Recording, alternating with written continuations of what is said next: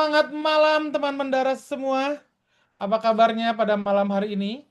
Kita sudah ditemani oleh dua teman mendaras kita. Ada yang sudah biasa mendaras buku di sini ya. Ada Mas Teddy Prastia Yuliawan. Selamat malam Mas, apa kabar? Malam, Assalamualaikum warahmatullahi wabarakatuh. Waalaikumsalam warahmatullahi wabarakatuh juga. Nah, ini yang spesial nih. Langsung bawain bukunya sendiri ya. Bawain bukunya sendiri yang baru launching tanggal 15 kemarin. Ada Nong Ani Bunda Nagara. Selamat malam Nong Ani. Malam, abangku. Malam, malam, malam. Jadi pada malam hari ini teman mendaras semua kita akan ngobrol, mendaras gitu ya. Kalau bahasanya mendaras. Nanti Mas tadi boleh ya di awal ceritain dikit gitu ya mendaras itu apa buat teman-teman yang baru pertama kali datang mendaras biar ih daras apa sih gitu ya. Nah, lalu kemudian nanti kita akan mendaras buku terbarunya dari Nong Ani Bunda Nagara gitu ya. Oke, mungkin pertama boleh saya ke Mas Teddy dulu. Mas Teddy boleh dibuka sekaligus memperkenalkan Daras Community sama teman-teman. Monggo. Oke, baik. Terima kasih, Bang Mail ya. Bismillahirrahmanirrahim. Assalamualaikum warahmatullahi wabarakatuh. Selamat malam, teman-teman semua. Terima kasih ya waktunya sudah meluangkan waktu buat hadir di sesi Daras Community yang kesekian gitu. Ini spesial karena pertama ini kita ngadain nggak di hari Sabtu ya. Biasanya di Sabtu-Sabtu. Nah, sekarang kita adain di hari Senin malam karena pembicaranya bisanya cuma hari ini nih ya. Sibuk kali dia. Tapi ya karena spesial, soalnya kali ini yang dibahas adalah buku sendiri ya. Nah, dari community ini sebuah komunitas yang baru kita rintis beberapa bulan yang lalu. Niatnya adalah mengajak para penggemar belajar untuk membaca buku sedikit lah lebih mendalam gitu ya. Jadi kata daras itu ya mungkin dekat dengan kata tadarus ya kalau dalam bahasa Arab. Ya, sebenarnya maknanya adalah mendalami, menyelami ya, belajar secara mendalam, direnungkan begitu ya. Jadi niatnya adalah kenapa bentuknya sharing buku ya, jadi spesifik ya. Ini bukan bukan bukan hanya sharing session ya. Kalau session kan kita bisa bisa mengumpulkan pengalaman kita misalnya gitu ya. Tapi sebisa mungkin di dari community itu adalah yang di-sharingkan buku. Apakah buku yang kita baca? Nah, dalam kasus Noan ini buku yang ditulis sendiri gitu ya. Jadi nanti teman-teman yang berminat untuk sharing kita bisa jadwalin. Tapi ya tadi ya semuanya perlu sharing buku ya. Bukunya eh, sementara ini sih bisa ada banyak kemungkinan sejauh ini memang yang sudah dibahas tentang leadership misalnya begitu ya. Tapi possibility-nya masih sangat luas. Nah, kenapa kita pengen mengundang teman-teman buat membaca lebih dalam ya karena memang saat ini kita sedang ada di era ketika kita diajak untuk berpikir mendangkal ya, bukan mendalam ya, mendangkal bahkan tanpa berpikir lewat media sosial. Jadi kita semacam perlu punya antidot ya. Dan sepertinya deep reading itu sebuah antidot supaya kita bisa punya pemikiran yang lebih kokoh gitu ya. Kita punya referensi yang lebih valid dalam menjalani kehidupan, dalam mengambil keputusan.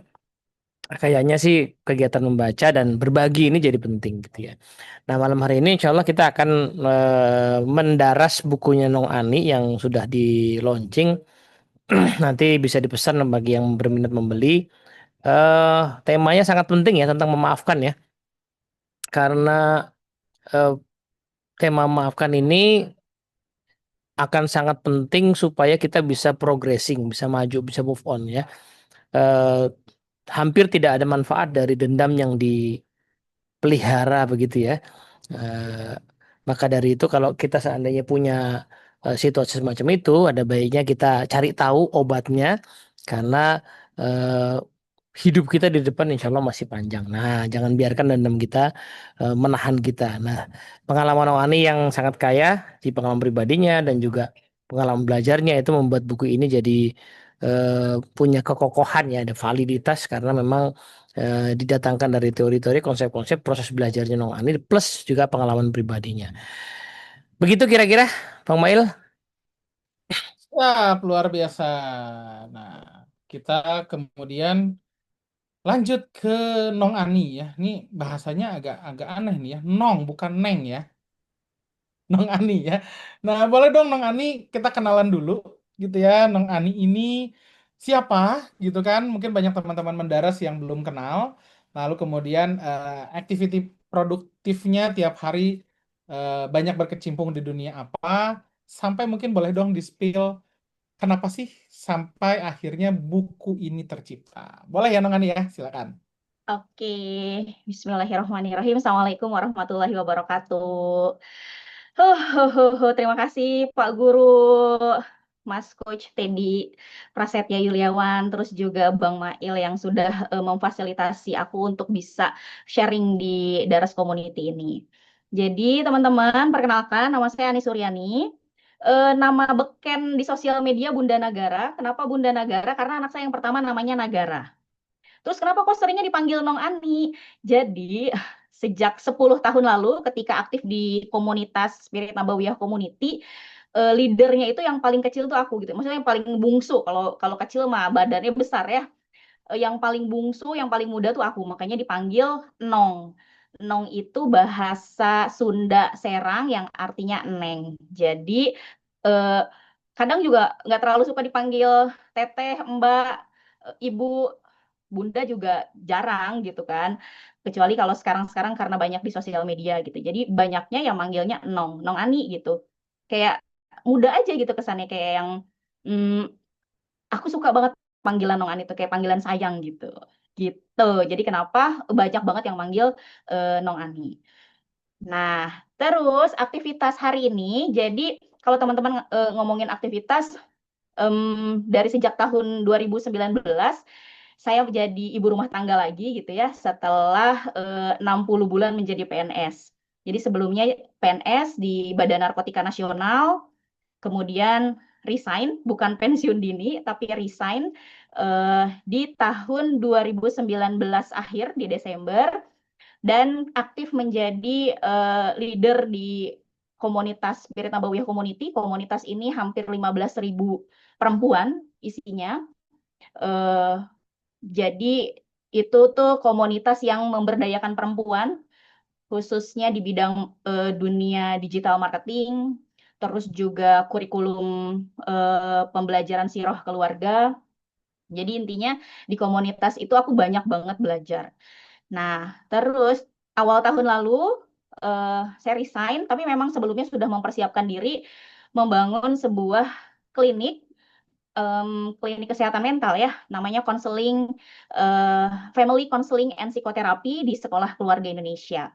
Nah, Sekolah Keluarga Indonesia ini apa lagi nih? Sekolah Keluarga Indonesia ini setelah resign dari BNN, rasanya sama suami tuh kita tuh pingin jadi orang yang bermanfaat gitu ya, meluaskan kebermanfaatan. Nah, sehingga bibitnya tuh udah lama banget pingin punya platform digital karena dulu teknik komputer, pingin punya platform digital yang isinya itu tempat belajar, ruang belajar orang tua gitu. Karena kami juga waktu itu lagi haus-hausnya belajar. Nah, sehingga jurnal-jurnal belajar tuh dikumpulin. Waktu itu karena bisanya baru bisa di Instagram, jadi kita kumpulin di Instagram. Masya Allah, kemudian malah followersnya banyak gitu ya yang ngikutin sehingga kemudian kami jadi sering tuh bikin kelas-kelas tentang kerumah tanggaan, kelas-kelas parenting sampai pada akhirnya ikut workshop, ikut apa gitu untuk ngisi di Sekolah Keluarga Indonesia. Nah, selain itu aktivitas hari ini fokus menjadi psikoterapi sekaligus konselor kesehatan mental. Itu barangkali Bang untuk aktivitas. Oke, terima kasih Nong Ani. Nah, kita lanjut kalau gitu ya. Jadi kita akan memulai sesi daras. Nah, langsung dipimpin saja oleh teman mendaras kita, Mas Teddy Prastia, untuk menemani daras kita pada malam hari ini. Buku yang baru saja di launching oleh Nong Ani. Silakan Mas Teddy. Oke, Nong Saya Ani, berikan ke Mas Teddy. kita Oke, ngobrol-ngobrol ya, Nong Ani ya. siap Mas Guru. Jadi eh, cerita dikit dong. Ini kenapa buku pertama ya, yang tadi ya dikatakan buku pertama sendiri itu kok ujuk-ujuk temanya berat banget nih soal memaafkan. Itu Iya, iya. gimana tuh ceritanya tuh? Jadi Aku tuh sebenarnya punya concern ini Mas pada kesehatan mental. Jadi dari sejak tahun 2017 ketika didaulat menjadi leader komunitas perempuan itu ya, banyaknya perempuan, aku tuh ngerasa kayak eh, terpanggil gitu, ada calling. Tapi belum ngeh. Sampai kemudian setelah resign itu kan niatnya resign eh, jadi ibu rumah tangga, ngurusin anak gitu ya, jadi umahnya Nusa Rara. Assalamualaikum, Ani yang solihah gitu. Aku seneng banget ngomong kayak gitu tuh. Jadi kesannya emang solihah baik, nice gitu kan. Pinginnya, harapannya pulang ke rumah itu jadi umahnya Nusa Rara. Tapi kenyataannya malah jadi mamai. Mas tadi tahu nggak mamai apa? Mau itu apa? Mamai itu mamanya Sinchan, Oh, kirain Kak itu. Kak siapa namanya tuh? Kak Ros. Kak Ros kirain ya. Ya, lebih galak kayaknya lebih galak daripada Kak Ros. Jadi malah jadi kayak mamanya Sinchan. Iya, Jadi iya, lebih iya, iya, sering iya. eh, yang tadinya karena di BNN itu aku perancang undang-undang, biasanya kan di depan komputer ya.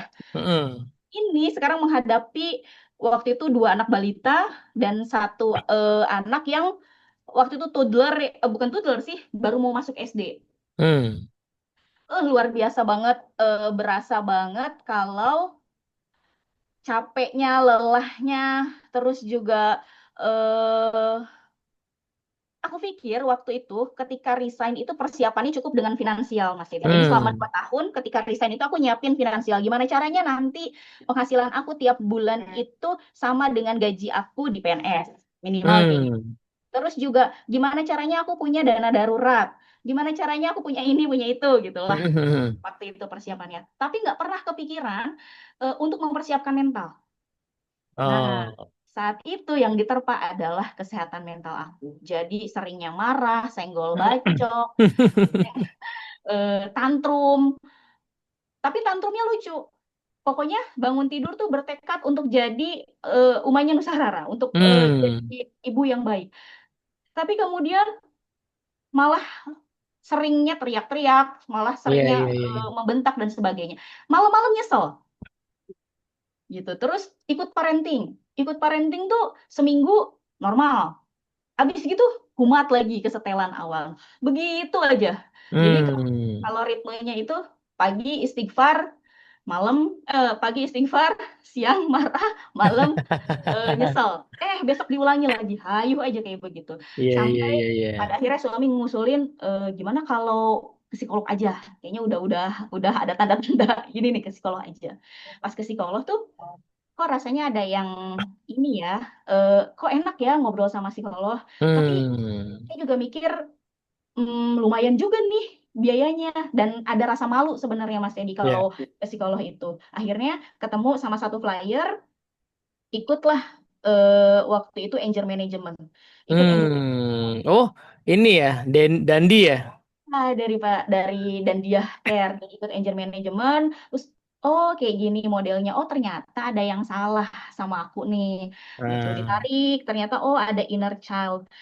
Tapi waktu itu ya udah sebatas ikut aja. Terus aku juga ikut NLP, belajar bagaimana caranya punya pikiran yang baik sehingga perasaannya jadi baik dan tingkah lakunya jadi baik gitu. Berpikir positif, merasa positif, terus kemudian juga tingkah laku positif.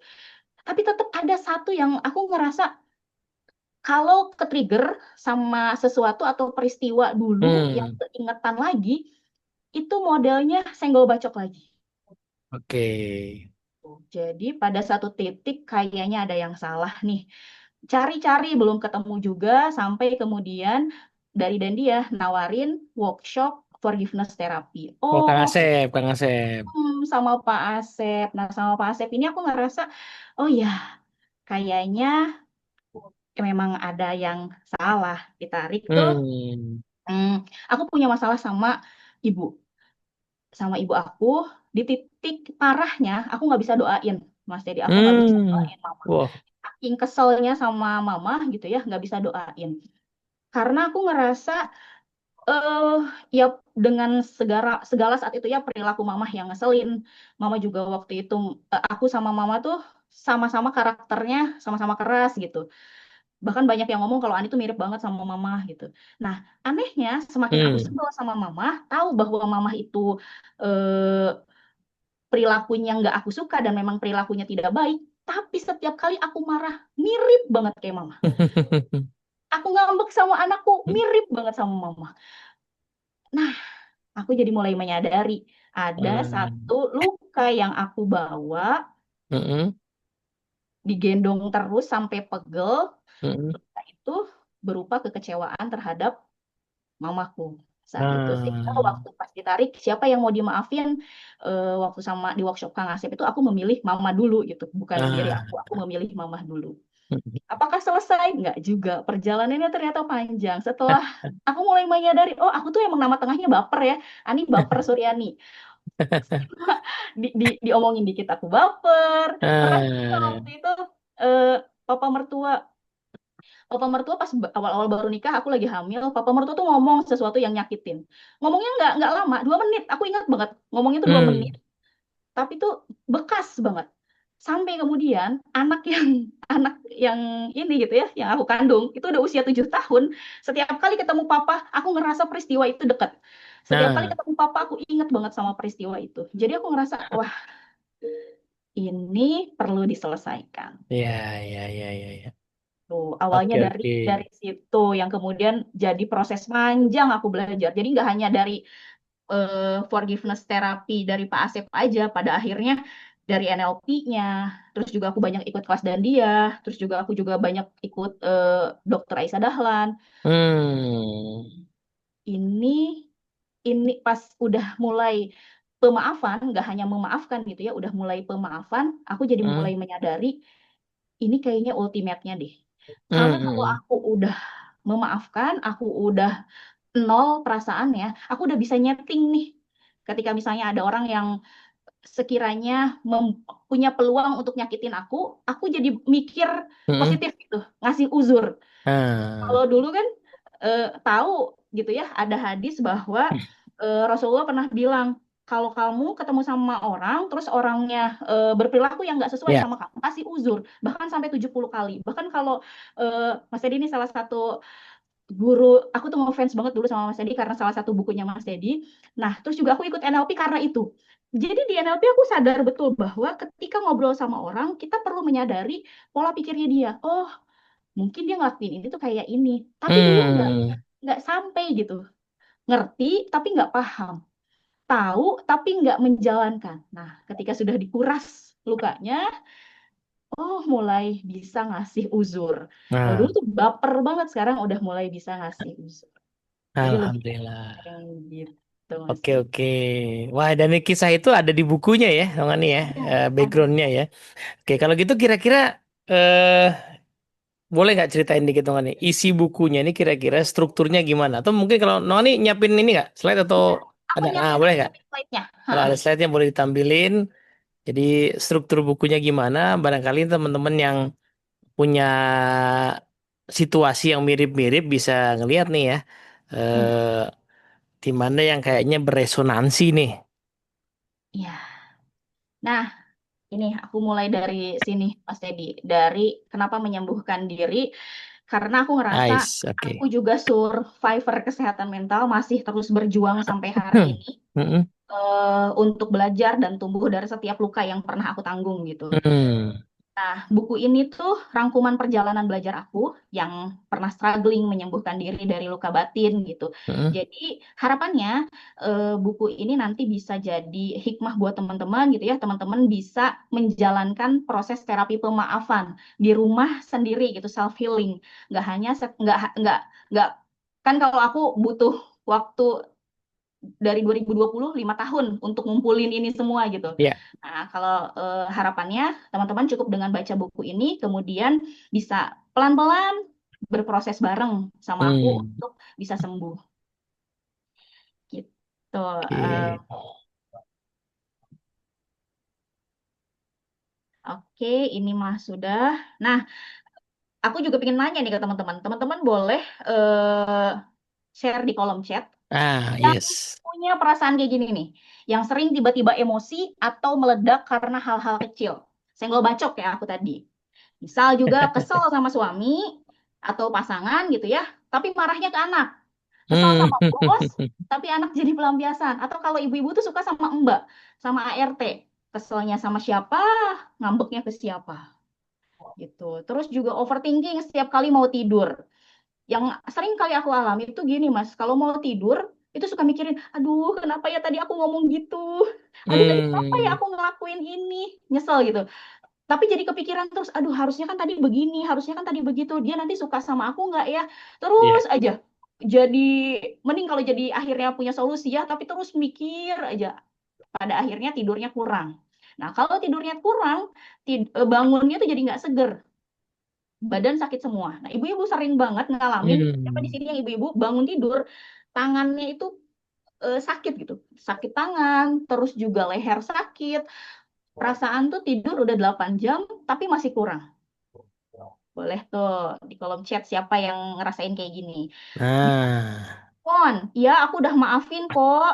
Udah ikhlas, aku ikhlas maafin. Tapi setiap kali ingat kejadiannya, atau ketemu sama orangnya, atau yang bikin trigger, kayak ketemu sama simbol-simbol yang ngingetin kita ke peristiwa itu, dadanya tuh masih suka nyesek gitu. Masih hmm, eh perih gitu, masih suka ada perasaan-perasaan yang nggak nyaman. Nah, wah. Ya udah ada yang nyaut nih Bu Teni katanya saya katanya nggak tahu yang mana ya. ini partner in crime. Terus juga Iya punya iya iya. penyakit langganan nih Mas Edi, asam lambung. Mm-mm. Dipikir Oke. mah gitu ya, karena pola makan. Tapi ternyata pikirannya yang banyak gitu kan. Terus juga migrain, sering sesak Mm-mm. nafas tapi bukan asma. Kalau ke Hmm. trigger tuh dada tuh nyesek banget. Tapi nggak ada bawaan asma. Nah, kalau Oke. ini semua teman-teman pernah ngalamin atau bahkan sering Hmm. ngalaminnya, itu alarm deh. Ya gejala ya. Betul, Ada gejala. sesuatu yang tidak hanya fisik gitu, tapi mungkin di dalam psikis kita juga ya. Ya, betul. Nah, kenapa sih kayak gitu?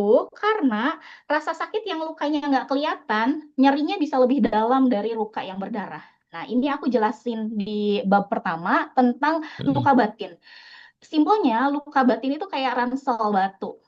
Jadi, Hmm. kita kalau kita tuh dalam hidup kita membawa sebuah ransel gitu ya, gendong ransel.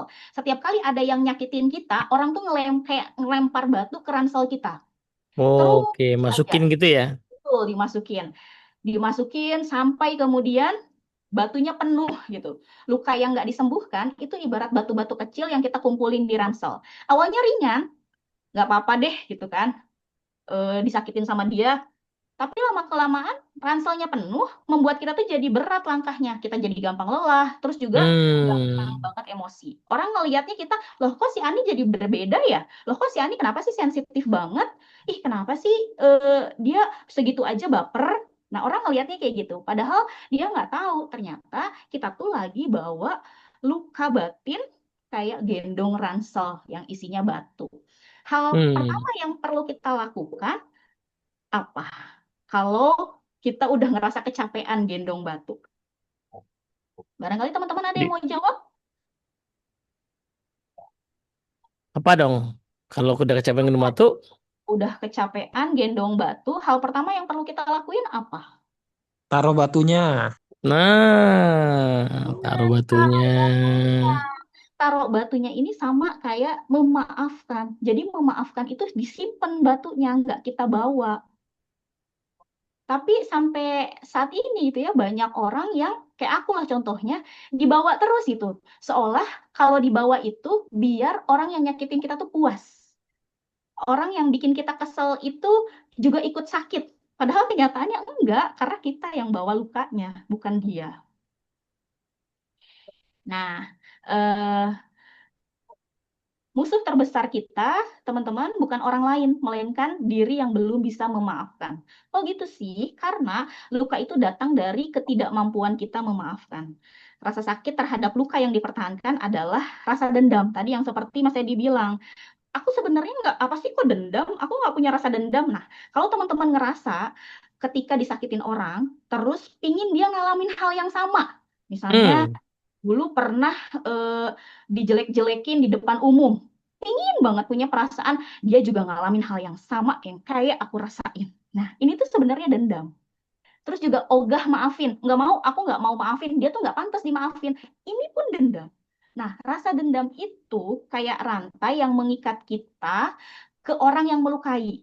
kita tuh berharap dia ikut terseret. Padahal justru kita yang capek karena kita narik-narik rantai itu. Kebayang ya? Nah, ini aku jelaskan dari apa itu pemaafan. Hmm. Tuh. Nah, ini aku coba cerita ya, Mas Edi, biar teman-teman Oke. aware terhadap kenapa sih perlu memaafkan gitu. Pertama, aku belajar waktu pas yang korban versus pelaku ini dari workshopnya Forgiveness Therapy. Nah, contoh misalnya ketika pasangan kita secara sengaja atau tidak sengaja nyakitin, gitu kan? Kalau pasangan kesannya aku karena terbiasa ngisi workshop ibu-ibu ya, karena di sini ada juga bapak-bapak. Misalnya ketika kita di kantor, bos kita tuh nyakitin kita, bos kita tuh negur kita. Nah, Hmm. kita kan jadi sakit hati gitu, kecewa. Padahal udah bekerja sesuai dengan harapannya bos, tapi tiba-tiba dia malah ngeselin gitu, bosnya ngeselin. Nah, Ya. kalau kita kepikiran itu terus, ternyata rumus yang digunakan itu adalah rumus W sama dengan M kali G kali H. Ini rumus fisika yang mencari usaha gitu. Jadi kalau misalnya nih bos kita pada saat itu melukai kita dengan misalnya, ih kamu Ani kerjanya gini banget sih. Kita sakit hati dengan ucapan bos kita. Nah, itu sakit hatinya cuma 10 joule. Tapi karena kita terus mikirin, karena si Ani ini terus mikirin omongan bosnya, terus kemudian ketemu temen, ih aku sebel banget nih sama bos aku, dia abis marahin aku, padahal aku tuh udah susah payah banget nih kerjanya gitu. Terus sampai rumah dipikirin lagi, sama suami ketemu ngomongin lagi bosnya, hayu weh terus dipikirin. Nah ini sama kayak kita memperbanyak usahanya, jadi memperbanyak hasilnya. Jadi peristiwa yang tadi dialami satu kali, dikali dorongan emosi atau perasaan kita yang terhadap peristiwa itu dikali lagi ketinggiannya atau cara kita memikirkan terus dalam pikiran kita.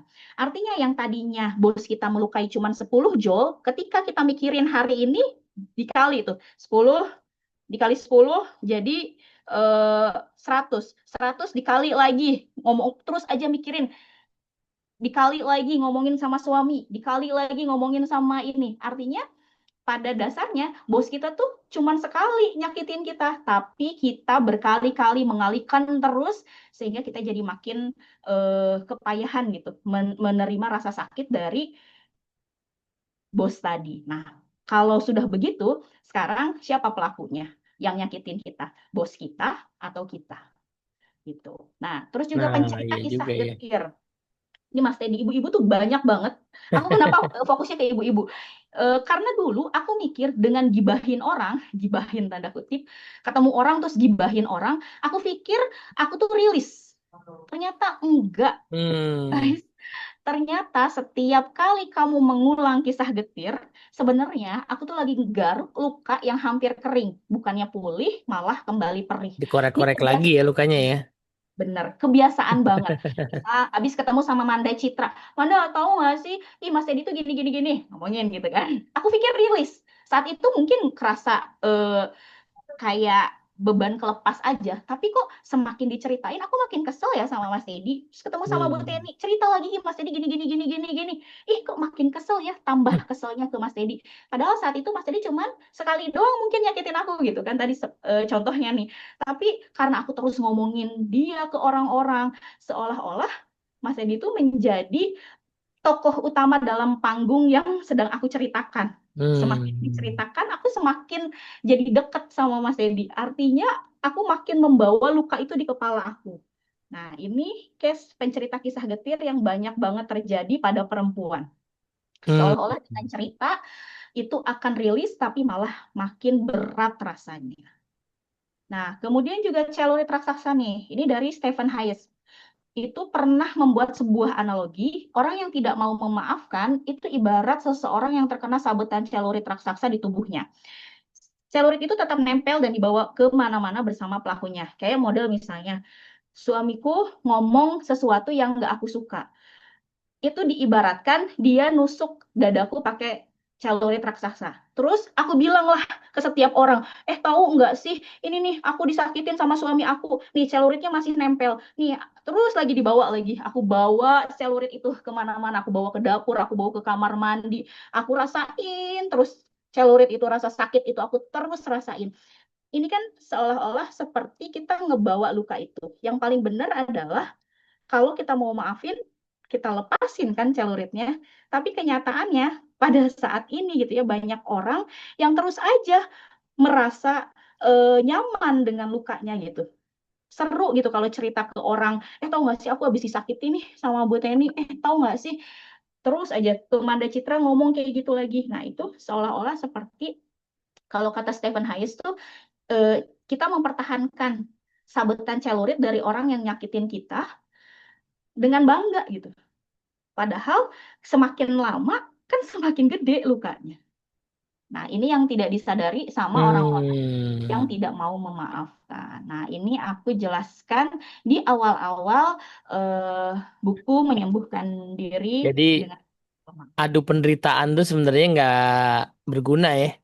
Betul, betul. Tapi aku setiap kali ketemu teman-teman gitu, itu tuh menarik sekali. Tema yang sangat menarik menceritakan Hmm. rasa sakit itu menarik banget gitu. Padahal pulang-pulang kok energinya habis. Ya habis lah karena terus melukai diri kita dengan rasa sakit yang sebenarnya hanya terjadi sekali, tapi kemudian Hmm. kita ulang-ulangi terus. Nah, ini Wih, menarik nih. forgiveness Bukan itu delete tapi enter. betul, bukan delete tapi enter. Kadang tuh orang mikirnya, ya aku mungkin maafin kamu, tapi aku nggak bisa lupa. Ya emang nggak akan bisa lupa. Karena kalau lupa berarti ada yang salah ya dengan Hmm. otaknya kan, dengan struktur otaknya berarti ada yang salah. Memang nggak akan lupa, cuman rasanya sudah zero. Kenapa bukan delete tapi enter? Karena kalau ada orang yang nyakitin kita, ya udah kita enter, kita turunin. Ada fase baru dari hidup kita. Itu juga yang jadi simbol buku terapi pemaafan itu kan titik koma. Hmm. Nah, itu kalau simbol kesehatan mental berlanjut, nggak titik gitu. Oh, itu titik koma maksudnya. Ya, itu titik koma maksudnya. Iya, iya, iya, iya, iya, iya. Tuh, Bukan jadi koma doang ya. bukan koma doang, itu titik koma. Eh, terus juga kadang tuh orang mikirnya kalau memaafkan itu, berarti kita membenarkan perbuatan pelaku nih, atau jadi harus akrab nih sama orang yang nyakitin kita. Enggak sih, beda. Pemaafan itu nggak seperti itu. Nanti aku jelasin. Nah, di bukunya juga aku jelasin banyak banget perbedaan antara memaafkan dan beberapa yang familiar dengan kita. Nah, tapi kalau di sesi ini memaafkan atau to forgive versus pemaafan ini dua hal yang berbeda. Orang tuh Hmm. mikir, ya aku udah maafin, tapi kok masih masih aja ya ngerasa ngerasa nyesek gitu dadanya. Kok masih aja ya ngerasa nggak nyaman setiap kali ingat peristiwa itu. Ya karena teman-teman baru memaafkan. Nah, memaafkan itu seperti kita ibarat hati kita adalah sebuah ruangan. Ketika orang menyakiti kita, ruangan kita tuh jadi berantakan gitu. Hmm. Memaafkan adalah niat, oke, gue mau beresin ruangan ini. Aku maafin kamu itu baru sampai di niat. Oke, Oke. aku mau ngeberesin ruangan ini. Tapi pemaafan atau forgiveness itu saat kita beneran ngeberesin, Mas. Saat kita Ah. ngeberesin bajunya, ngelap ruangannya, ngerapihin barang-barang, nyusun lagi di tempat yang rapih, yang sesuai dengan tempatnya. Nah, itu pemaafan. Makanya Sudah jadi pemaafan hasil ya maksudnya ya, udah selesai ya. itu, pemaafan itu prosesnya panjang. Nggak bisa sekali, oke, gue maafin lu. Nggak bisa gitu. Maksudnya delete bukan enter tuh bukan delete tuh gimana? Oh, nih, Nah, enter tuh kalau kan kesannya kayak apa ya? Kayak kalau di ngetik tuh kayak turun ke bawah gitu ya. kalau ngetik kayak turun ke bawah. Jadi kalau ada sesuatu yang nyakitin kita, Mm-mm. itu kita kan nggak bisa delete dalam hidup kita tuh kita nggak bisa delete peristiwa itu. Hmm. Siapa yang nelpon tidak bisa ngedelete itu, ya kan? Dia akan tetap jadi sebuah tulisan dalam buku kehidupan kita. Hmm. Nah, kita nggak bisa delete itu, tapi kita bisa enter. Enter artinya kita mulai aja hidup yang baru. Kita mulai Oh, paragraf baru momen-momen gitu baru, ya. momen-momen baru. Kita mulai kehidupan baru gitu, tanpa harus ngedelete peristiwa yang sudah terjadi. Gitu, Iya, Kak. iya, iya, iya, iya, iya. Jadi maksudnya adalah si peristiwanya itu tetap ada di paragraf atas gitu ya. Kita masuk ke paragraf yang baru gitu ya. Jadi kayak sebuah narasi ya. Betul, Hmm. kayak gitu. Jadi kalau diibaratkan kita ya sebuah buku, kan kita nulis pakai pulpen, kita nggak bisa hapus itu, Hmm. tapi kita bisa nulis lembaran barunya dengan yang Iya, lebih iya, iya. manis, dengan yang lebih cantik gitu. Page break lah ya kalau dinulis ketik tuh ya. Page break Betul. masuk halaman baru. Betul. Nah, selanjutnya, nah ini yang tadi aku mau jelasin. Tapi kalau di Hmm. bukunya ini ada sekitar 10 atau 12, aku agak lupa. Forgiveness atau pemaafan itu tidak sama dengan melupakan. Jadi, Hmm. kalau ada yang bilang, aku udah maafin, tapi aku nggak bisa lupa. Hmm. Hmm. Emang kalau kalau kalau memaafkan itu ya nggak harus lupa.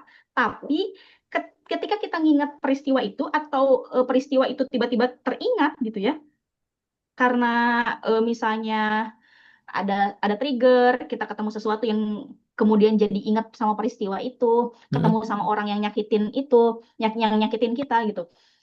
Itu rasanya udah B aja, Yes, netral. udah netral. Jadi kayak model aku dulu Hmm. pernah jadi mama tuh dulu sering banget nyubit, masih deh sering banget nyubit sampai kalau kakakku tuh sampai tumor di kaki, Hmm. di bagian di paha, di bagian yang sering dicubit sama mama. Jadi saking Hmm. nyubit itu kalau nyubit tuh muter gitu. Nah, dulu kalau inget itu, wah aku sakit hati banget rasanya. Sekarang udah biasa aja gitu. Bahkan kalau misalnya sama mama sekarang gitu ya sambil peluk gitu terus, ih ini kalau dicubit enak banget karena mamaku sama gemoynya kayak aku. Ih, enak banget kalau dicubit. Jadi rasa rasa ketika dulu mah sakit hati gitu ya. Kalau Hmm. ingat sekarang udah biasa aja, bahkan udah sambil ketawa. Artinya Hmm. memaafkan itu bukan harus melupakan kejadiannya gitu, tapi rasa terhadap kejadian itu sudah zero. Sama ketika tadi yang case aku sama papa mertua. Sekarang kalau ketemu sama papa mertua malah ketawa-ketawa. Bahkan aku sempat bilang, wah tahu gak sih, aku dulu pernah sakit hati loh sama papa. Gitu. Terus kata papa, masa gitu kan? Iya aku cerita, iya waktu papa ngomong ini. Ah ya ampun maafin papa ya.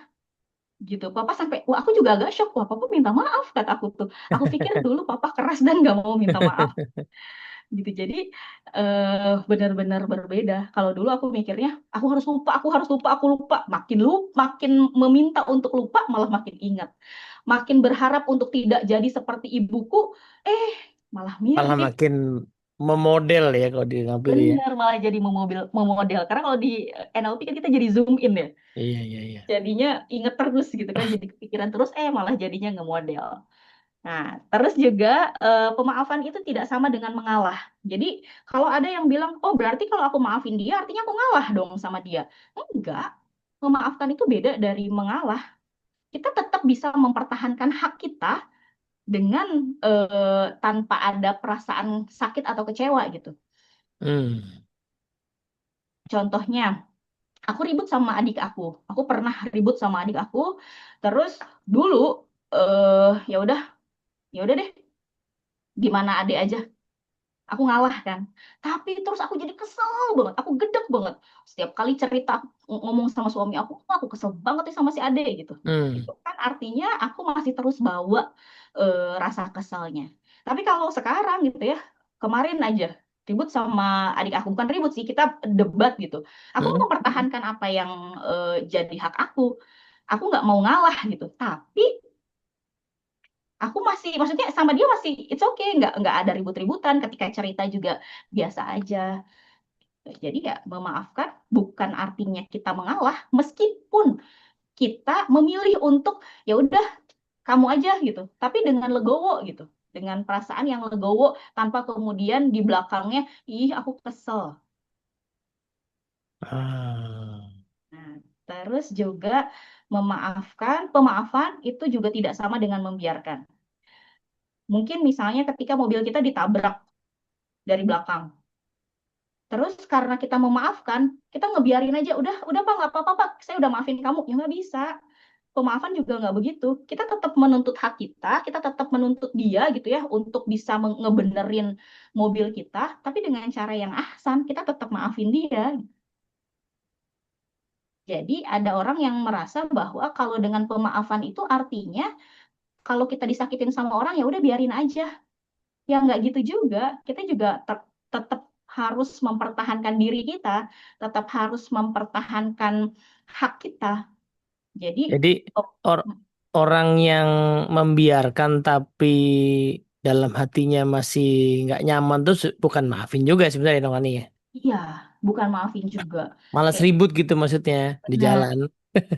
Ya tipe-tipe yang males ribut ini ya, tapi kemudian hatinya jadi kacau gitu. Kayak aku Nah, misalnya, people pleaser, iya, iya, iya, ngebiarin aja. Tapi kemudian yang sakit ya diri kita sendiri. Nggak gitu juga. Jadi pemaafan bukan melupakan, bukan juga mengalah, juga bukan membiarkan. Oh. Nah, terus pemaafan juga bukan berarti ketika kita udah eh, ribut sama orang gitu ya. Ada case salah satu klien aku sampai kemudian memilih cerai dengan suaminya. mm-mm, Itu ya udah, cerai adalah pilihannya, tapi mm, maafkan juga jadi pilihannya. Seperti filosofi Kintsugi, kalau di mm-mm, Jepang itu kalau ada piring retak atau guci retak atau sebuah keramik gitu yang retak, mm-mm. yang rusak, kalau kita mau pakai lagi, nggak masih bisa gitu. Kita masih bisa pakai itu dengan nempelin lagi. Nah, biar cantik itu ditempelinnya pakai cat emas seperti itu. Kan lebih Ah, cantik ya. Padahal ini tuh piring pecah. jadi seni ya, seni untuk memperbaiki ya. Betul, betul. Nah, hubungan setelah pemaafan itu nggak harus kayak semula. Kayak misalnya tadi klien aku nggak harus melanjutkan pernikahannya. Nggak apa-apa Mm-mm. kok tetap memilih untuk bercerai, tapi dia hubungan personalnya tetap baik gitu. Co-parenting ketika mendidik Ya, anaknya, bahkan menjadi lebih kuat, lebih jujur, lebih kokoh dari sebelumnya. ya karena mungkin tadi ya dalam kasus tertentu kan memang masih harus bekerja sama karena ada anak ya, anak masih kecil Mm-mm, gitu kan ya.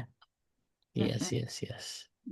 Jadi bukan berarti, oh kalau memaafkan berarti aku harus mempertahankan pernikahan ini. Enggak juga. Kalau Hmm. pada akhirnya memilih berpisah kayak model kita udah di KDRT. Mm-mm. Sering banget di KDRT misalnya. Setiap kali ketemu sama suami kita di KDRT. Udah gitu selingkuh lagi. Ya Hmm. masa harus dipertahankan? Ya kan Mas? Berarti ya nggak apa-apa cerai gitu kan. Kalau memang beliau atas kesadarannya memilih berpisah, nggak apa-apa.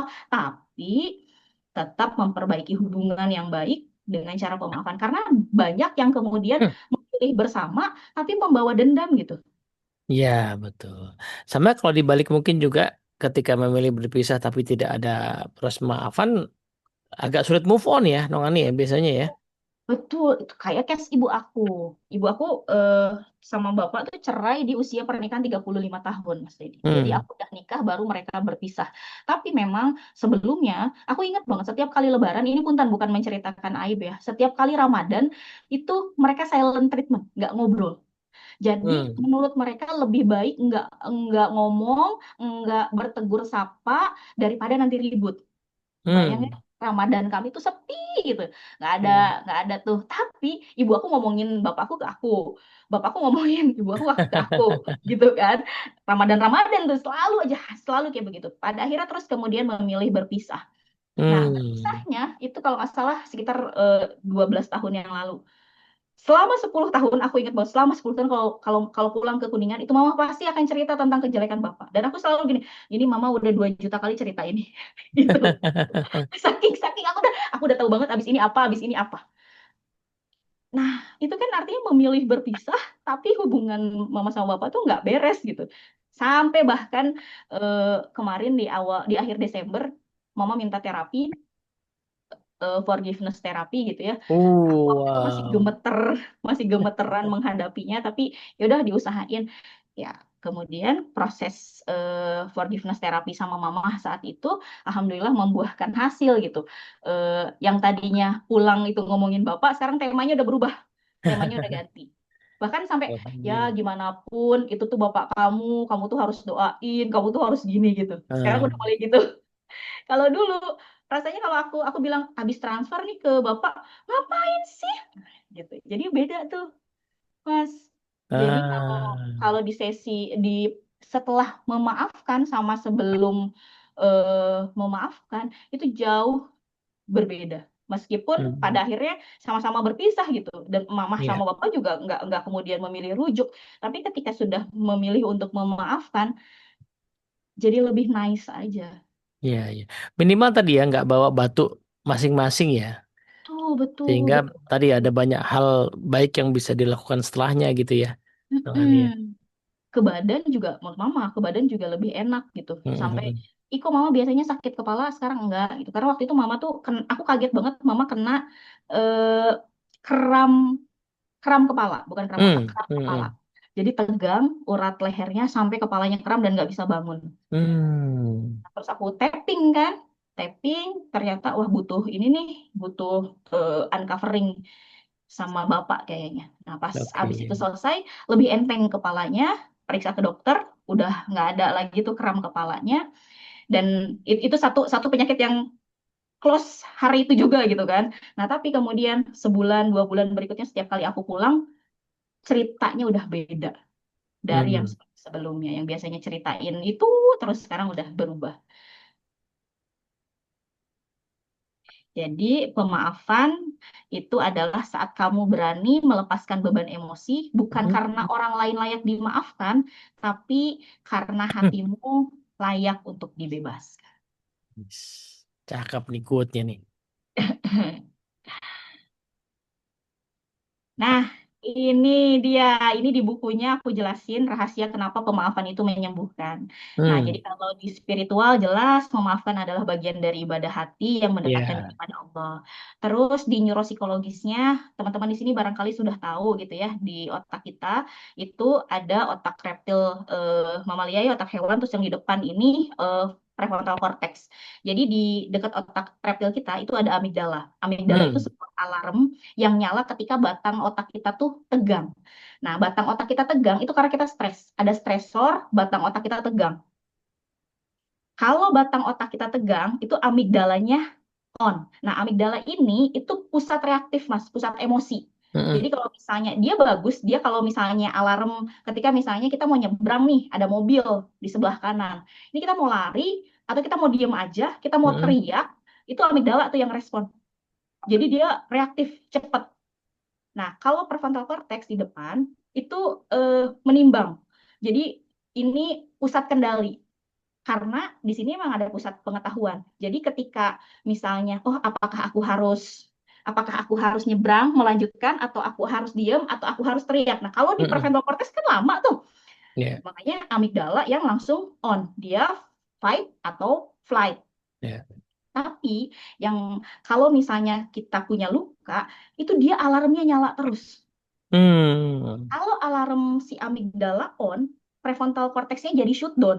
Itu mengapa aku belajar banyak hal tentang parenting, aku belajar ini, belajar itu. Tapi ketika ada trigger, ketika anak aku ngereog, tantrum, aku nggak inget ilmu apa. hmm, Aku tetap teriak. Yang ada aku tetap ngikutin kayak mama.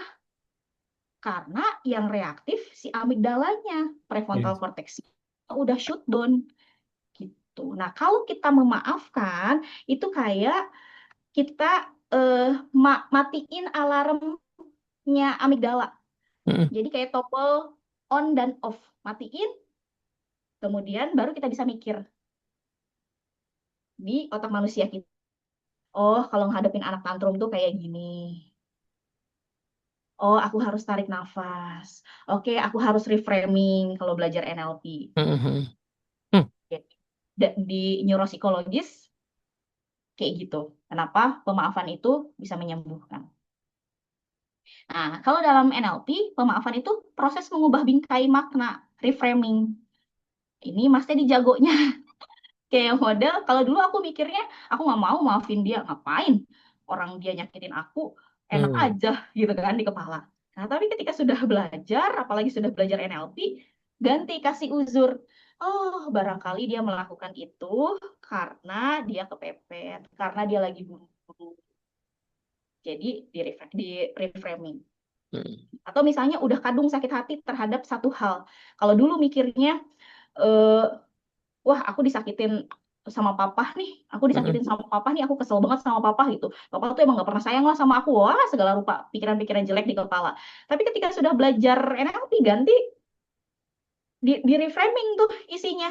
Oh, oke.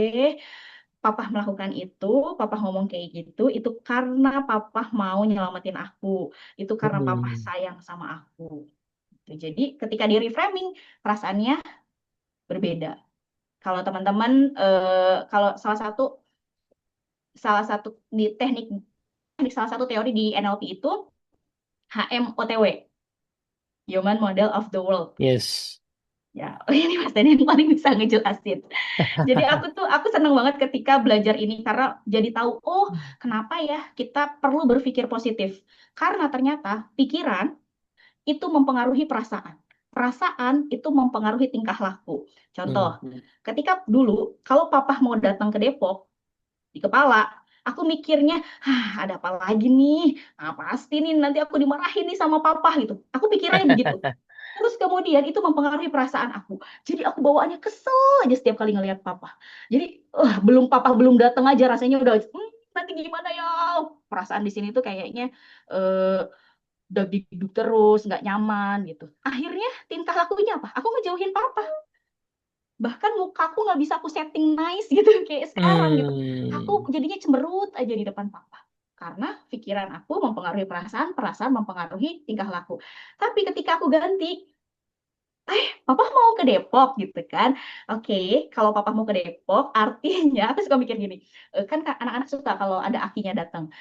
Aku bisa nitipin anak-anak. Sesimpel itu aku bisa nitipin. Terus nanti aku bisa jalan-jalan nih sama suami gitu kan. Nah, itu kan perasaannya seneng. Jadi pas ketika papa bilang, besok papa mau ke Depok. Yes, oke, papa ditunggu ya. Gitu. Jadi beda kan. Itu aku belajar reframing itu ngerasa, wah kemana aja selama ini gitu. Ini Pak Guru aku yang ngajarin. Matur nuwun sangat Mas Teddy sedang ngajarin. Ya, padahal aku nggak pernah sih melakukan hal kayak gitu. Itu yang lebih ahli Nong Ani sebenarnya sih. Ya, Nah, ini di bukunya, nah ini dia. terapi Ini pemaafan. dagingnya nih. Jadi self healing itu seperti kita mendaki puncak ketenangan. Ada 4 fase terapi. Aku di sini nerangin and right, tapi di bukunya ada rich model juga. Mm-mm.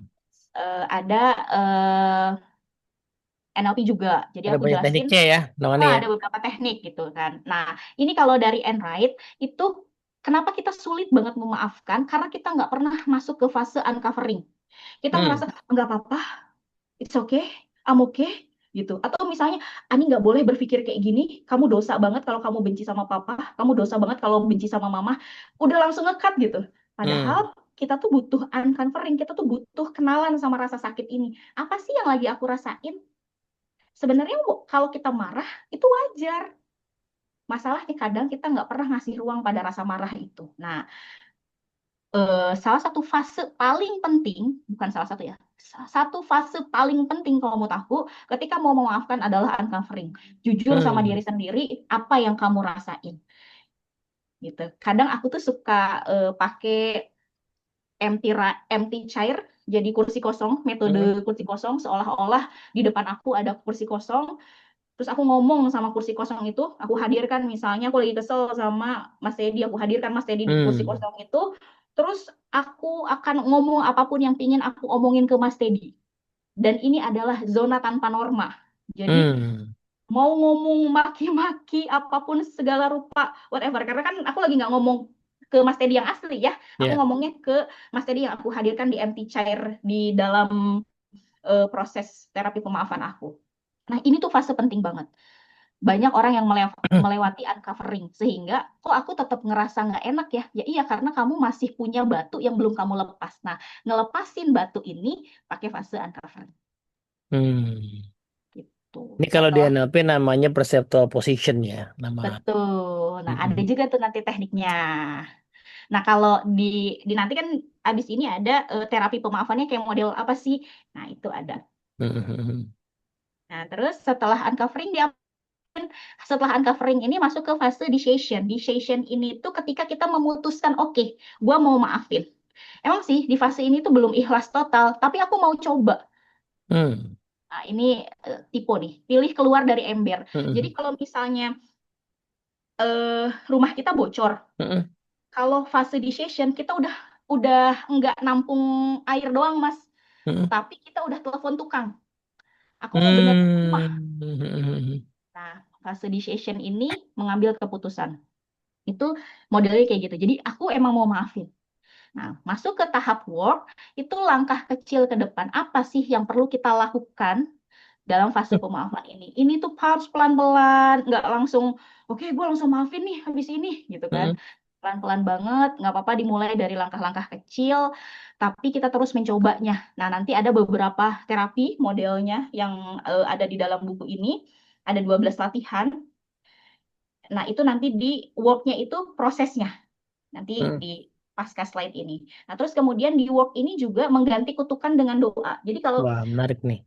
sebelumnya, emang ya, papa tuh nggak pernah sayang sama aku gitu kan. Ah, Mm. nanti awas aja nih. Awas aja nih kalau ketemu misalnya gitu. Ya. Itu sebuah atau lebih ekstrim lagi, biarin aja nanti kamu juga ngalamin apa yang aku rasain. Nah, Hmm. ini nih Atau fase-fase. agak-agak spiritual ya, nanti di akhirat Ya, atau ya ada nanti di balasannya gitu ya, akhirat itu agak spiritual biar ya. Allah yang bales gitu. Nah, tapi di work ini udah ngedoain yang kebaikan-kebaikan buat dia. Itu Hmm. Mas Edi pertama kali aku bisa ngedoain mama. Ngedoainnya tuh nggak, aku ngedoain kok teman-teman. Aku ngedoain setiap kali sholat, habis sholat setiap kali. Aku bahkan sempat ngajak mamaku tahun 2017 umroh. Tapi Hmm. niatnya itu cuman buat ngebuktiin ke mama, gue bisa kan, gitu. Hmm. Separah itu. Tapi pas kemarin gitu ya, di tahun 2024 aku umroh lagi, itu udah minta ampun sama Allah, udah ngedoain mama dengan tulus. Ngedoain sampai nggak hanya Robin Firly doang gitu. Aku bisa Hmm. ngedoain Robin Firly doang bisa, tapi nggak sampai nggak dalam gitu. Tapi kalau kalau sekarang ngedoain ya Allah, panjangin umur mama ya Allah. Ani belum bisa ngasih apa yang mama harapkan. Ani belum bisa bakti sama mama, sehatin mama. Itu tuh tulus beneran sampai eh, mintanya tuh minta banget gitu. Hmm. Kalau sebelumnya cuma ya Allah Rabbi Firli Dunubi Wali Wali Dola udah gitu doang. Padahal kalau aku pernah dengar ya, mendoakan orang tua 5 kali sehari itu belum disebut bakti gitu. Aku dulu ya cuma ngedoain sebatas itu doang gitu. Iya, Kalau iya, sekarang iya. telepon mama sehat ya. Tapi beneran tulus dari hati itu mama sehat ya, mama sehat ya. Ini harap mama sehat gitu. Beneran tulus pingin mama sehat. Kalau dulu mah ya udah sehat ya mah. Terus bahkan sampai pernah mama sakit bawa ke rumah sakit aku telepon kakakku. Cece itu ya jagain mama di rumah sakit nanti aku transfer. Sesombong itu. Hmm. Jadi aku ngerasa terapi pemaafan ini ngebuat aku berubah, ngebuat aku jadi punya jalan birrul walidain ke Hmm. orang Hmm. tua Hmm. dengan cara Iya, lebih sadar gitu.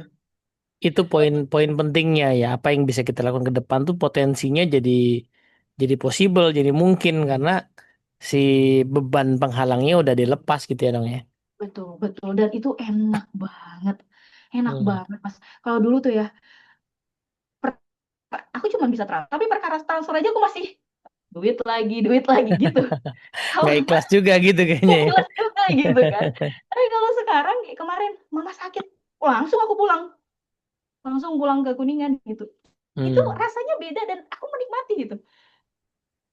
Rasanya lebih lebih apa ya? Legowo aja, lebih ringan Hmm. aja Hmm. hati, Hmm. lebih tenang.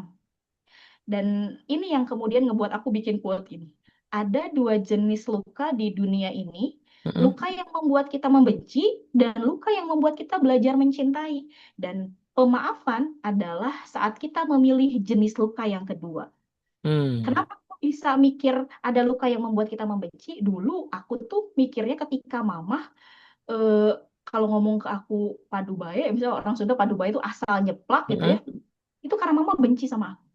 Tapi sekarang aku mikirnya nih di pas di pening, oh mama ngomong gitu karena pingin aku lebih kuat. Sehingga ketika sekarang ada masalah gitu ya, aku udah lebih lebih lebih kuat gitu dibandingkan eh, kalau dulu mungkin mama nggak nggak apa ya nggak keras sama aku Hmm.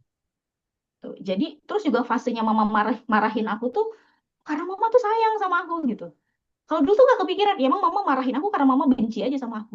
Tapi ternyata mama Hmm. marahin aku kayak perkara kamu ya ngurusin anak tuh bisa nggak sih anak-anak pada kurus lah dulu aku sakit hati banget dibilang gitu mas. Kalau sekarang aku cuma terus mana dong mah biar mereka nggak kurus. Ya udah nih akhirnya mamaku beli vitamin, beli jamu, beli ini, beli itu Ah. lebih enak ya. Tapi jadi lebih lebih enak. Oh ternyata memang marahin aku tuh karena beliau sayang, karena beliau cinta.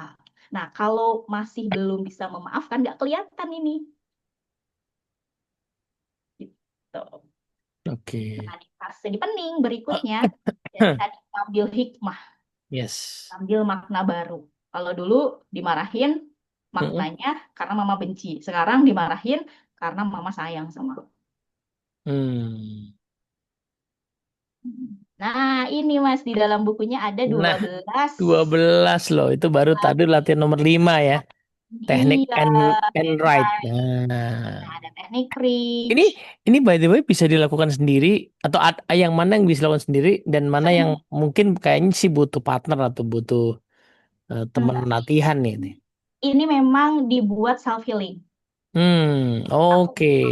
ini dibuat self healing bisa dilakukan di rumah sendiri. Bahkan kalau nanti teman-teman punya dana lebih gitu ya, aku punya paket bundling yang ada worksheetnya. Kalau ini kan sekedar bacaan mengarahkan. Kalau di Mm-mm. worksheetnya ini isinya adalah sebuah jurnal, jurnal Mm-mm. masih kosong gitu ya, buku jurnal yang kita tuh ngisi pelan-pelan satu Oke. satu pertanyaan terus kita jawab gitu. Dan 12 latihan ini juga ada di worksheetnya. Jadi ada Itu. dua market lah ya, Nong Ani ya. Satu mungkin di antara teman-teman ada yang tadi mungkin nggak nyebut sih, mungkin gak enak juga. Mm-mm. Mengalami yang orang yang alami ya, ada proses memaafkan yang belum tuntas. Ini bisa baca buku ini. Atau yang kedua nih, ngelihat orang-orang yang gejalanya kayak tadi tuh, wah mungkin dia ada problem beliin ya buat orang itu ya bukunya ya. Iya bener, iya bener kita kasih hadiah bener banget. Iya bener. Ini Aku bos mikir kok galak banget sih? Ya, coba dikasih. kasih buktinya bener-bener. Tapi memang ini juga proses aku tuh jadi nulis buku ini kan sebenarnya jurnalnya udah aku kumpulin. Sampai Mm-mm. pada satu titik aku resign dari komunitas aku yang lama. Itu aku sebenarnya punya rasa marah pada salah satu temanku di sana. Hmm. Jadi kan aku mau pakai proses ini kan, aku Hmm. buka lagi bukunya, buka lagi, oh ternyata aku pernah nulis sampai di sini nih gitu kan. Aku jalanin Hmm. satu-satu dan aku mikir ini temanku ini kan baperan banget si teman itu. Ini kayaknya kalau buku ini jadi aku mau hadiahin ke dia. Jadi itu dasarnya tuh awalnya gitu. Jadi aku nulis, Mm-mm. aku latihan untuk dia khusus gitu ya kan.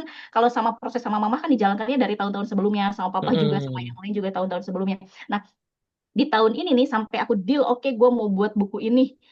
Itu ketika aku lagi marah sama tim aku dan aku pikir ini harus jadi buku. Nggak Ya. harus sih maksudnya. Aku perlu membuat ini jadi sebuah buku dan akan aku hadiahkan ke dia. Aku akan hadiahkan ke orang-orang yang butuh. Karena aku ngerasa abis aku ngerjain semuanya gitu ya sendiri, Mm. aku tuh sampai eh, ternyata tuh yang salah tuh aku ya bukan dia gitu. Aku sampai Hmm. resign, aku sampai keluar dari komunitasnya. Hmm. Aku memilih untuk keluar dari komunitasnya gitu. Padahal ternyata, wah, kalau dipikir-pikir tuh karena aku baper aja gitu. Iya, Nah, iya. jadi kalau teman-teman mau hadiahin ini sama orang-orang yang mungkin sempat melukai hati teman-teman, boleh banget. Nah, kalau kata Mahatma Gandhi, pemaafan adalah memilih mencintai. Ini keterampilan pertama memberi cinta pada diri sendiri. Jadi kalau kita mikir memaafkan itu buat orang lain, salah. Memaafkan ini buat Hmm, diri kita sendiri.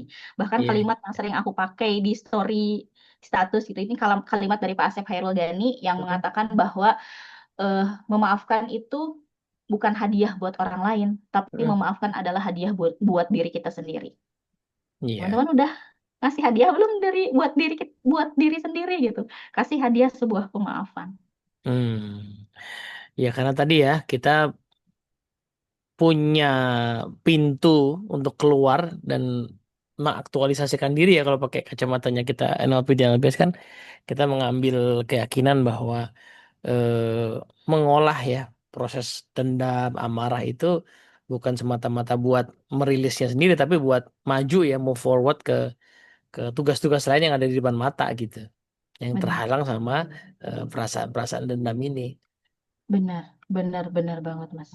Dan eh, ini ya salah satu kemudian aku juga sebelum ke yang ini, aku tuh bikin juga ada 9 cerita tentang Mm-mm, eh, aku mendampingi teman-teman untuk terapi pemaafan. mm-mm, Itu banyak banget di antaranya yang niat datang ke ruang konseling aku itu karena mereka lukanya sama orang lain. Tapi mm. pas di sesi, ternyata lukanya tuh ada dalam diri sendiri gitu. Mereka belum bisa Nah, maafin diri sendiri. Jadi hmm, ngerasa feeling guilty, selalu ngerasa bersalah, ya, ngerasa nggak pantas. Bahkan mm-mm, bahkan ada salah satu case yang aku ceritain di buku ini, mm-mm, ada seorang perempuan datang karena ngerasa suaminya itu selingkuh awalnya. Jadi dia punya curiga hmm, kalau suaminya selingkuh. Ditanya kenapa ngerasa begitu? Karena suaminya terlalu baik. hmm, Suaminya terlalu baik. Aku agak shock sih, kaget gitu loh. Kok suaminya terlalu baik? Dia ngerasa curigaan gitu. Ternyata beliau itu dididik sama ayah yang nggak pernah eh, apa ya mengungkapkan rasa sayang kepada istri dan anak. Bahkan hmm, seringnya tuh KDRT gitu, ya, melukai segala rupa. Jadi di kepalanya kalau suami tuh kayak gitu. Padahal Allah hmm, kasih suami baik, tapi dia curiga. iya, Jangan-jangan iya, suami aku iya, tuh selingkuh gitu. Saking ngerasa nggak pantasnya disayangi. iya, iya, iya, iya, iya, iya. Karena awalnya tadinya eh, mau terapi pemaafan ke ayahnya dulu kan. Tapi Mm-mm. pas dihadirkan dirinya yang lebih eh, dia ngerasa berat banget untuk nggak bisa maafin dirinya karena yang ngerasa nggak pantas. Wah, ini angle yang nggak kuduga nih tadi ceritanya. Jadi ternyata ujungnya adalah ketidaklayakan ya untuk dicintai gitu. Tapi terproyeksikan, wah pakai teori konsepnya Freud nih jadinya. Mm-mm. Terproyeksikan ya seolah-olah orang lain yang bersalah gitu ya. Jadi Mm-mm. sampai sampai sekompleks itu ketika ketika ada satu luka yang nggak disembuhin ya dong ya. Betul, betul. Bahkan pernah ada satu case lagi. Ini teman sih, Mas Edi. Jadi teman ini Mm-mm. habis kena layoff. Dia Hmm. 2 bulan pasca layoff datang ke konseling aku, terus dia bilang, Nong, bantuin aku karena aku ngerasa nggak bisa move on dari bos aku. Aku benci banget sama bos aku, gitu. Oke, Hmm. terus apa dong?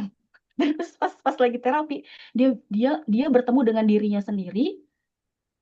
Dia ngerasa karena dia laki-laki, Hmm. dia ngerasa Hmm. bersalah sama dirinya sendiri. Jadi dia ngerasa bersalah, eh, tidak bisa, dia ngerasa takut gitu ya, dia ngerasa khawatir tidak bisa menafkahi keluarganya. Hmm. Tapi dia juga yang paling mendasar adalah dia ngerasa bersalah ke dirinya sendiri karena udah bekerja keras, udah totalitas tanpa batas, tapi pada akhirnya harus lay off juga gitu. Hmm. Ini tuh itu tuh dipikirin sama dia adalah kenapa harus gue yang di lay off? Kenapa?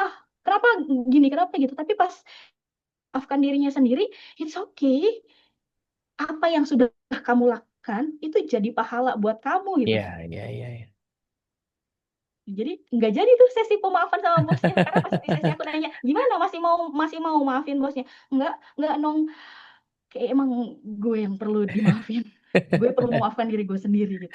Iya, Aku iya. langsung, oh ya Allah, gitu. Penting banget memaafkan diri sendiri. Hmm. Sama-sama kayak aku. Pada akhirnya aku juga perlu maafin diri aku sendiri gitu. Sebelum setelah setelah maafin mama segala rupa, aku ngerasa masih sombong nih, masih jumawa aja gitu bawaannya. Tapi oh ternyata aku tuh masih butuh validasi, aku Hmm. masih bergantung banget sama validasi-validasi orang. Iya, iya, iya. Gak percaya diri kalau belum oke, belum yes, bahkan terkait konten aja. Kalau like-nya sedikit, besok nggak mau posting gitu. Nah, pas abis maafin diri, it's okay, Ani. Ah, Ini padahal ya. udah segitu tuh followernya ya. Waduh. Masih dulu tuh masih kayak gitu. Masih besok nggak jadi like-nya cuma segini gitu. Oke, oke, oke. Siap. Thank you banget nih Nong nih. Ada bagian lain? Ini juga di buku ini di sesi sebelum ke ruang Wah. konseling ya ada menjaga Mm-mm. pemaafan. Jadi selain selain fokus ke terapi pemaafan, kita juga perlu menjaga pemaafan. Caranya ya tadi Mm-mm. mencegah luka itu datang dengan dan Benar. komunikasi asertif. Ini yang sering banget kita lalaikan ya. Mm-mm. Iya, iya, tapi di belakangnya ngomongin. Nah, nggak komunikasinya nggak asertif nih. Terus juga kita perlu punya boundaries, punya pagar terhadap diri kita. Nah, kalau sekarang kan saking adanya WhatsApp gitu ya, kita nggak punya Mm-mm. pagar tuh, nggak punya waktu Iya benar. ini kan. Jadi kadang jam 9 bos masih suka nyuruh aja ngasih kerjaan. Iya. Nah, kalau kita punya boundaries, tapi kita kerjain, tapi ngomongin. Kan kadang Iya, manusia iya, begitu ya, iya. masih dikerjain tapi ngomongin. Tapi kalau kita punya boundaries, ya udah handphonenya ditinggalin gitu. Atau misalnya minta maaf karena ini waktunya sama keluarga. Nah, ini jauh lebih enak. Iya. Meskipun kita nolak, tapi hati kitanya juga lega. Ataupun ketika kita nerima, ya tetap dengan lega gitu. Itu jadi Hmm. pahala buat kita dibandingkan ngerjain tapi ngedumel. Nah, terus juga aku ngajak teman-teman untuk menjadikan pemaafan ini sebagai gaya hidup. Jadi mendidik anak untuk pemaaf. Ini case-nya Hmm. adalah eh aku pernah ribut sama negara, itu negara nggak mau minta maaf, Mas. Itu aku Hmm. kecewa banget, aku sampai nangis. Oke, Bunda akan mengembalikan handphone, tapi kakak harus minta maaf sama Bunda. Wah, aku segagah itu ngomongnya. Enggak, dia memilih untuk nggak mau minta maaf. Dipikir-pikir ulang, ternyata aku nggak pernah minta maaf. Hmm. Pas, wah, aku ngerasa, oh, karena memang dia nggak pernah ngelihat akunya minta maaf gitu. Jadi, eh, aku ngajak ke teman-teman semua, menjadikan pemaafan ini sebagai gaya hidup, it's okay, nggak apa-apa. Kalau salah ya minta maaf ke anak.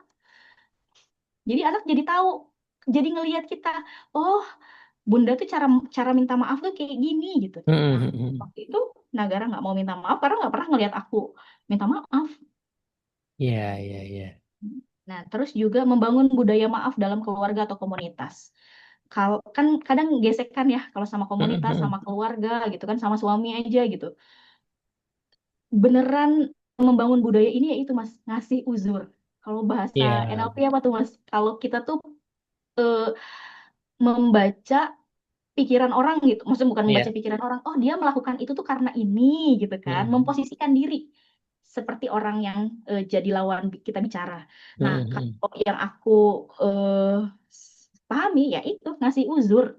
Hmm. Beneran deh, kalau kita ngasih uzur, kita tuh jadi jauh lebih legowo, jadi jauh lebih enteng. Hmm. Kayak model misalnya, aku dulu butuh banget validasi ini jumlah like. Nah sekarang ya aku mikirnya ya barangkali ini kali nggak nyampe ke orang gitu kan. Hmm. It's okay, itu bukan goals aku. Atau jadi ngasih uzurnya ya belum nyampe kali ke yang sana gitu. Jadi lebih enteng. Ya. Atau misalnya ketika saking hausnya validasi, aku kalau ada chat lama gitu ya dibalesin, Hmm. oh aku tuh sampai kepikiran. Aduh kenapa ya dia nggak balas ya? Jangan-jangan dia kesel sama aku. Jangan-jangan ini, jangan-jangan itu. Sekarang kasih uzur. Ya dia lagi sibuk. Terus aku move on deh. Itu enak banget, itu enteng Waktu banget. kemarin ngomongin buku juga lama balasnya aku ya, Nong ya. Tapi kalau dulu tuh kalau ketemu Ani Baper Suryani, itu aku langsung kepikiran tuh kenapa ya Mas Edi ini ya segala rupa. Nah, sekarang, ih, baik. Dan ketika pakai smile it's okay baik tuh emang beneran tulus dari hati, it's okay nggak apa-apa Hmm. Mas Edi gitu. Kalau dulu mah oke tapi hatinya kesel Hmm. atau bakakak gitu ya, aku ketawanya bakakak ketawa kakak kakak tapi nggak ada senyum bahkan di Hmm. ekspresi wajah aku. Gitu. Jadi kasih uzur itu untuk menjaga pemaafan. Quotes terakhir. Pemaafan adalah sebuah proses, sebuah keputusan yang kamu ambil sekali, menjadikannya gaya hidup adalah komitmen yang kamu jalani setiap hari. Beneran deh, enak banget kalau udah jaga pemaafan. Lebih enteng, lebih Baik. tenang. Sama suami juga jarang gesekan. Hmm. Kalau dulu tuh, Bibi, tolong dong buang sampah. Kan kalau suami ngomongnya harus ini ya, harus bertatapan. Kalau kalau kita ngomong selewatan tuh emang nggak denger gitu beliau. Nah dulu tuh aku baper, Hmm. baper. Ya Allah disuruh buang sampah segitu aja nggak mau gitu padahal suami nggak denger. Oh sekarang ya udah barangkali nggak denger lebih enak ngasih uzurnya Hmm. gitu Mas. Nah ini Ah, salah satu ini iya. testimoni bukan salah satu beberapa testimoni dari ruang konseling SKI Hmm. yang sudah menjalani proses terapi pemaafan berbeda sama yang ada di bukunya. Kalau bukunya kan self healing jadi Ya. bisa dilakukan sendiri. Kalau ini memang perlu profesional yang ngelakuinnya. Hmm. Jadi, kalau nanti di bukunya juga aku tulis kalau sudah melakukan self healing, tapi kemudian masih berat, sudah melakukan self healing, kemudian masih tantrum gitu, masih sering kok ada yang kok kayak masih ngeganjel terus. Yuk datengin profesional, bisa ke konselor, psikoterapis, Hmm. psikolog, eh, psikiater gitu. Emang untuk benar-benar sembuh gitu. Bahkan aku aja masih datengin psikolog kalau ngadat kalau kumat gitu Iya, masih iya, iya, iya. karena ngerasa Intinya ini ya Nong ya, kalau seandainya kita bisa prevention ya dari latihan-latihan di buku ini, tapi kalau emang ternyata nggak kelar ya berarti emang kita butuh bantuan gitu kan? betul betul betul jangan sampai kemudian buku ini jadi oh pokoknya aku maunya di buku ini jangan enggak aku khawatir juga sih aku ngejalanin ini ngejalanin bukunya sendiri segala rupa gitu kan dengan proses belajar ini segala rupa gitu tapi kalau aku masih berat aja aku tetap datengin ke profesional. Yes. Minimal kita sudah teredukasi bahwa sebenarnya hal-hal yang Anda ceritakan itu sebenarnya hal yang ada ilmunya, ada caranya, dan itu gejala dari sesuatu yang di baliknya ada yang lebih kompleks lah gitu ya Nong ya. Jadi jangan diremehin, dicari ilmunya. Kalau nggak bisa ya dicari ahlinya. Betul, Yes. benar. Dicari ilmunya, kalau nggak bisa, dicari ahlinya. Ikhlas. Betul. Ah, ini mah iklan Yes. Wih, ini dia. spesial. Jadi awalnya aku cuman mau satu buku aja, ininya aja, buku yang menyembuhkan diri aja. Hmm. Tapi kemudian suami kepikiran, Bun, bikin worksheetnya deh, biar orang bisa ngerjain langsung. Oke, Yes. jadi deh bikin worksheetnya. Terus Nah, kemudian tuh udah ada linknya juga ya di chat. Yang betul. pesen Ada enggak? juga voucher konseling dan ini ebook 10 latihan mindfulness. Gitu. Terima kasih teman-teman Alhamdulillah. yang Makasih Nong Ani. buat aku. Kenapa aku ngotot banget pingin bisa maafin orang dan pingin ngelepasin luka ini? Karena aku nggak mau anak-anak aku warisin luka. Jadi jangan biarkan anak-anak memikul luka yang bukan milik mereka dengan mewariskan cerita luka orang tuanya. Stop di Hmm. kamu, biarkan anak-anak tumbuh dengan cinta dan sayang yang full, yang utuh dari kita, karena kita udah enggak lagi gendong ransel luka. Yes. Kalau dari angle yang agak lain nih Nong. Aku Mm-mm. tuh suka ketemu sama orang-orang di organisasi di perusahaan yang menurutku ya reaksi marahnya kesalnya tuh melewati batas kewajaran gitu. Nah, aku menduga di baliknya ada sesuatu gitu. Nah, jadi eh, ya mungkin kalau beliau-beliau itu ketemu cara-cara untuk memulihkan dirinya barangkali ya minimal ada batasnya tadi itu ya. Kalau marah, kalau kesal ada batasnya gitu. Eh, dan tidak cuma anak-anak tadi ya, kita yang tidak bisa memaafkan itu seringkali bikin damage ya ke orang lain yang sebenarnya tidak berhak ya.